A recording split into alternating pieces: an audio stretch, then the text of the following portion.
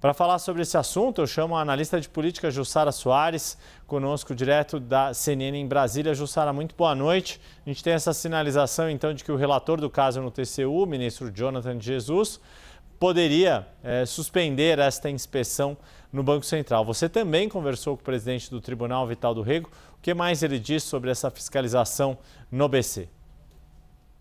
Boa noite, Yuri. Boa noite a todos. Yuri, parece que os ventos estão mudando ali pelo lado do TCU, com essa sinalização de que o relator Jonathan de Jesus vai suspender, pelo menos temporariamente, essa inspeção no Banco Central. A gente está no aguardo da oficialização dessa suspensão. O que a gente tem de apuração é que essa suspensão do relator sobre a inspeção no Banco Central, ela seja apenas temporária, apenas até o retorno dos trabalhos aqui no TCU, mas fato é que esse gesto já indica que o relator precisou agir diante do isolamento que ele vinha sofrendo dentro da corte e também da pressão que vinha sendo feita dentro do órgão, do Tribunal de Contas da União, pelo mercado financeiro, enfim, justamente questionando a legalidade e quais os motivos dessa inspeção no Banco Central a partir dos documentos do caso do Banco Master. Bem, é nessa expectativa que nós estamos para ver da oficialização dessa suspensão, mas eu também conversei com o presidente do TCU, o ministro Vital do Rego, que ele me disse o seguinte: ele voltou a defender a atuação do TCU nesse caso, ele voltou a dizer que é uma prerrogativa constitucional, do TCU de fazer a fiscalização.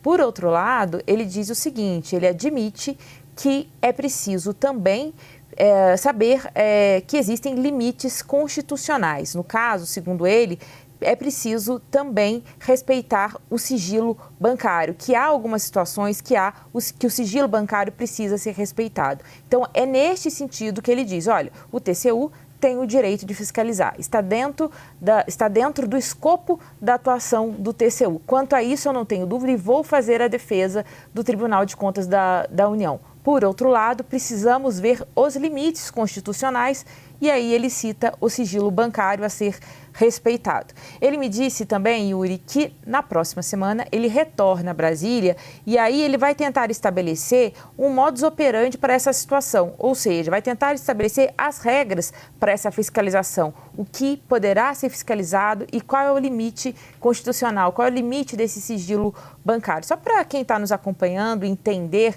um pouco dessa fiscalização, o Banco Central foi provocado pelo TCU, enviou ali uma nota, um relatório sobre o caso, sobre a liquidação do Banco Master.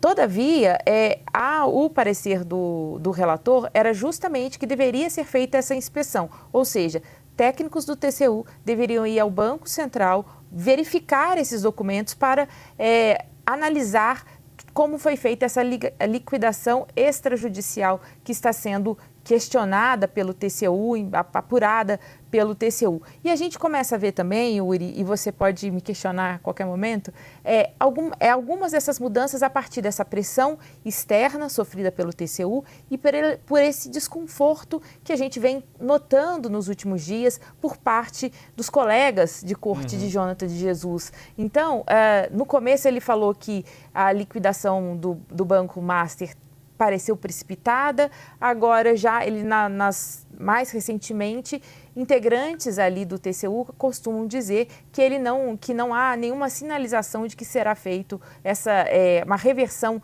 dessa liquidação. Então é um caso que ganhou uma pressão bastante forte nos últimos dias e também, Yuri, tem um elemento novo que na avaliação de parte de políticos aqui que estão acompanhando bem de perto essa situação pode ter influenciado nessa sinalização do relator de suspender a inspeção, que foi justamente as denúncias de alguns influenciadores que disseram ter sido procurados por empresas de marketing digital para fazer publicações questionando essa liquidação e fazendo ataques, críticas ao Banco Central. Então, esse é um elemento novo que, claro, trouxe preocupação aqui. Qual é o grande temor de todos e que todo mundo que eu converso nessas pontas, e esse é um caso muito intrincado, com pontas no mercado financeiro, no Congresso, enfim, no Judiciário, no TCU, enfim.